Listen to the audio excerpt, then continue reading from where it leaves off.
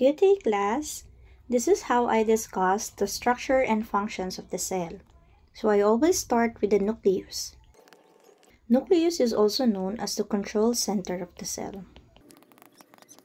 So if you reviewed the structure and function of the cell, you will also learn that the nucleus contains your DNA. And that DNA is coiled and will form chromosome.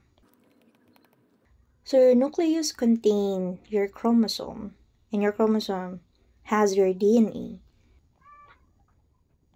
Nucleolus, this is where the synthesis of rRNA. So what is rRNA? That is your ribosomal RNA. This is the required RNA for the ribosome to form. These are the units for the ribosome to be created. Now, after nucleolus, we also have this, what we call the nucleoplasm. Nucleoplasm is also called the protoplasm of the nucleus.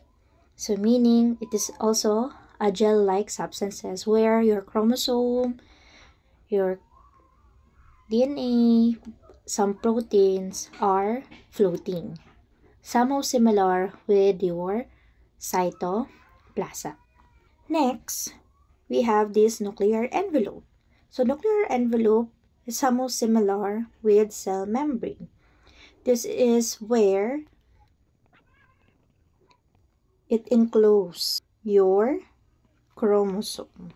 This is why the bacterial cell and animal cells are different because of the presence of nuclear envelope. As if you see and read the parts or the structure of the bacterial cell, the chromosomes are just floating in the cell. It is not enclosed by a nuclear envelope. Now, we have this nuclear pore. This nuclear pore, this is where your rRNA and mRNA will go out. So that's it for the nucleus.